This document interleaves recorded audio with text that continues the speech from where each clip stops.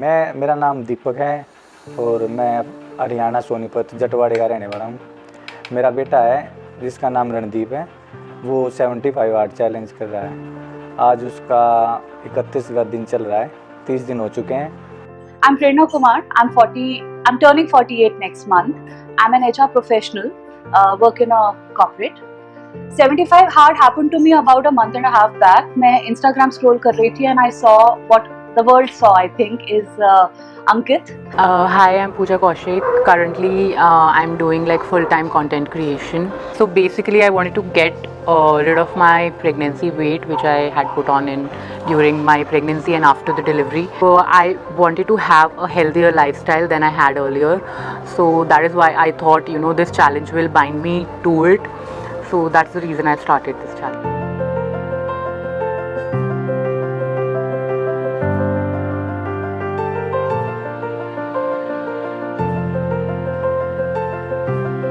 ये थोड़ा बहुत रनिंग वगैरह तो करता है, शुरू से ही कर रहा है। 3 साल का था तब से ही रनिंग ये करता है, थोड़ी बहुत छोटी हल्की फुल्की एक्सरसाइज करता रहता है। लेकिन जैसे अब ये हमारे सोनीपत के ही हैं, भैयापुर गांव से अंकित, बड़े बढ़िया मेहनती भाई हैं अपने, तो उसकी वीडियो जैसे देखता था, मैं भी देखता था। और आजकल तो फ़ोन बच्चे भी चलाते हैं, तो वो मेरा बेटा भी देखने लग गया, उसने भी देखी मेरे साथ बैठ के, फिर वो उसको अच्छा लगा वो देख के, वो फिर खुद देखने लग गया अपनी मम्मी के फ़ोन में। जब भी उसको टाइम मिलता वो देखता था, तो फिर उससे उसका इंटरेस्ट बन गया। तो एक दिन बैठे थे, मेरे से बोला कि पापा ये तो चैलेंज मैं भी कर दूँगा, इसमें तो कोई मुश्किल बात नहीं है। मैं कहा मुश्किल नहीं है, मेरे को पहले तो ऐसी आई, मैं कर लेगा? बोला हाँ पापा कर लूँगा। तो फिर उस दिन तक हमने इसका अगले दिन से इसका 75 हार्ड रूटीन चालू कर दिया। So what inspired me on Ankit was that वो देसी बंदा है और अपने घर में रस्सियाँ चढ़ रहा है, सपाटे लगा रहा है, दंड लगा रहा है, and he is absolutely fit. So his fitness regime actually resonated with what I like. I've been going into gyms, I've been doing yoga, I've been working out, but वो ना टेम्प्रेरी होता है, क्योंकि गाड़ी उठाओ, कपड़े पहनो, जाओ, वर्कआउट करो, अगले दिन बारिश हो गई तो बहाना, I am busy etcetera. But what Ankit was doing is, बारिश हो गई, घर के अंदर ही वो वर्कआउट कर रहा है। And he was not obsessed by lifting weights, which gym people typically are. And that is something that I really liked, and I really got inspired. To be very honest, if I tell you, I started doing my 75 hard, medium hard actually. I made a little twist because of my age. I wanted to accommodate my own body and self accordingly. मैंने ना पहले videos बनाया और डाला नहीं। I kept it in my phone thinking कि अगर मैंने ब्रेक ले लिया तो मेरी बेइज्जती हो जाएगी। So when I did 11 days in totality, जब हो गया और मुझे लगा हाँ ये मुझसे हो जाएगा in continuous, then I put all 11 videos at once, and then I started doing every day. Now I'm like on every day, though I didn't take a break, but what I'm saying is that I collected, जब थोड़ा confidence आया फिर मैंने लगाया। In my household, before I got married, it was like once in a blue moon कि कुछ बाहर से आ रहा है. I was never used to that lifestyle कि बहुत कुछ बाहर का खा रहे हैं, डेली बेसिस पे कुछ बाहर का खा रहे हैं. So it was bothering me a lot कि आफ्टर प्रेगनेंसी अगर चिप्स पड़े हैं तो मैं चिप्स खा रही हूँ, पुराना खाना पड़ा है, 6 घंटे पुराना या 8 घंटे पुराना, तो मैं वो खा रही हूँ. Because my body just didn't have that much capacity to कि कुछ मैं बना लूँ या मैं कुछ अपने लिए कुछ बेटर कर लूँ. Because at that point of time your 100% focus is on baby, how to take care of him, how he is healthier.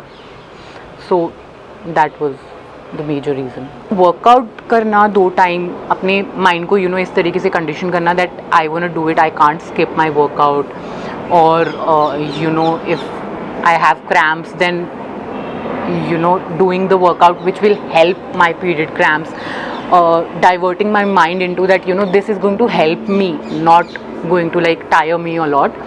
तो उस तरीके से I took this, like I've just got my period once when I since the time I started doing 75 hard. But उसमें भी for the first 2 days at least I had to tell my mind that it is going to make me better, not make me worse. The workout is going to help me, and it actually did. I just don't want to be very modest. It actually did. The first day's cramps or whatever, it kind of has reduced. Routine इसको मैं सुबह उठाता हूँ, मैं ही उठाता हूँ 5 बजे alarm भर के सोता हूँ मैं। सुबह में इसको 5 बजे उठा देता हूँ। ये उठ के 5:30 पौने 6 बजे तक ये अपना फ्रेश वगैरह हो लेता है। फ्रेश वगैरह होके मुँह माँ धो के अपना जूते वगैरह पहन के रेडी हो जाता है। फिर अपना जो भी हम इसको देते हैं, एक एप्पल या सुबह ड्राई फ्रूट खाता है जाने से पहले, मुनक्का वगैरह वो खा के फिर अपना हम चले जाते हैं वर्कआउट पे। वर्कआउट का कभी मैं ग्राउंड पे लेके चला जाता हूँ, कभी खेत में, अलग अलग जाते रहते हैं। वर्कआउट करके फिर आता है, आने के बाद इसको मैं दूध पिला देता हूँ, वो बादाम का दूध, बादाम रगड़ा बोलते हैं जिसे, वो पी के ये अपना नहा धो के अपना स्कूल में चला जाता है।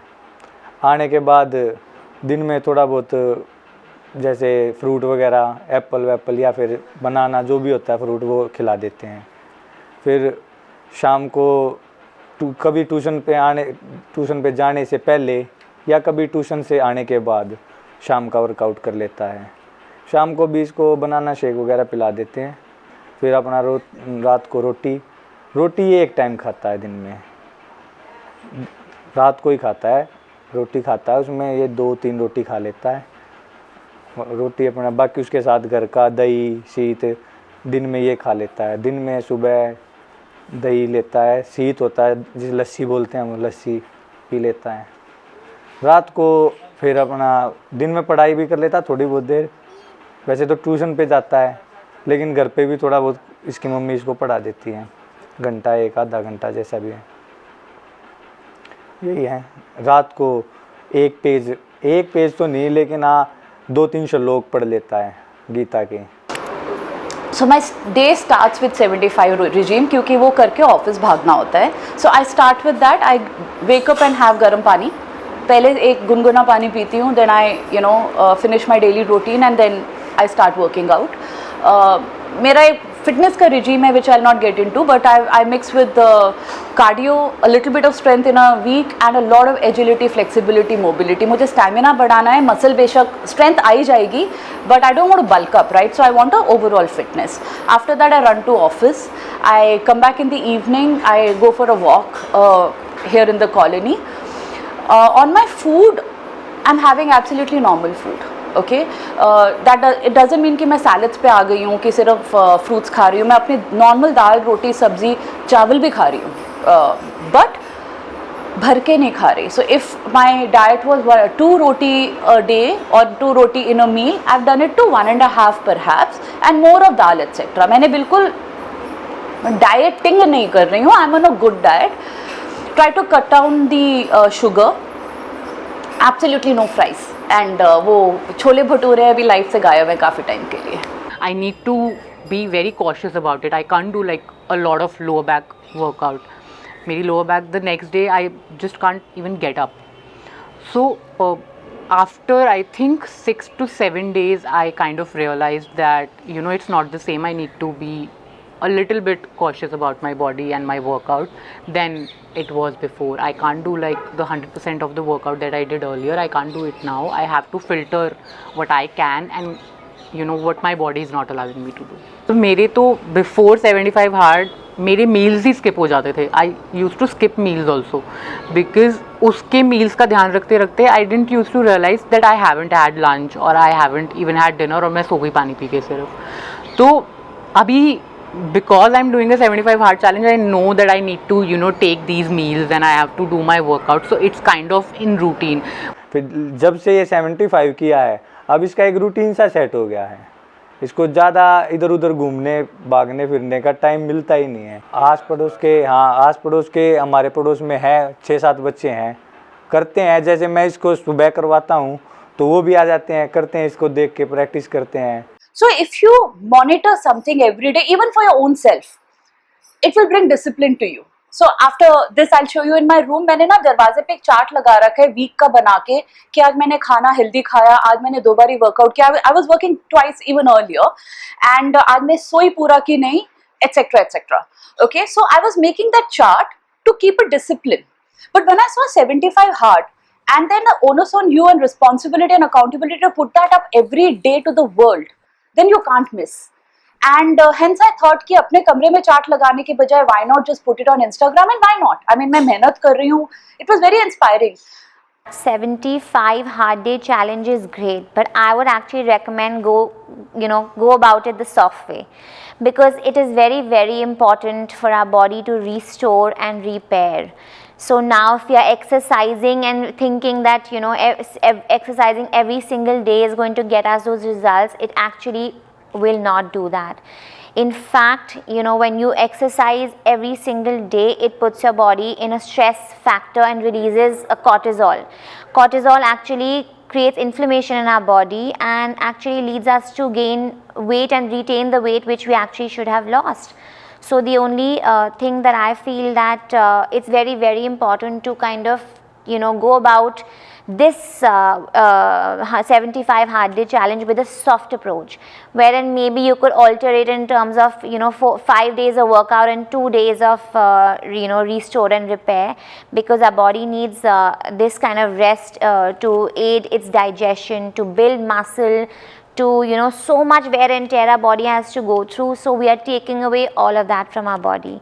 Secondly, one factor which I feel like is really missing in this would be, which I actually highly recommend all my clients every single day, is that 10 minutes of guided meditation and visualization. Because now 75 hard day challenge puts us in such a strict regime wherein we don't realize, but we are taking in so much stress upon ourselves, that we have to go about a certain way, we have to cope up, match up, show up, do everything. But then where is it that we are releasing all that stress?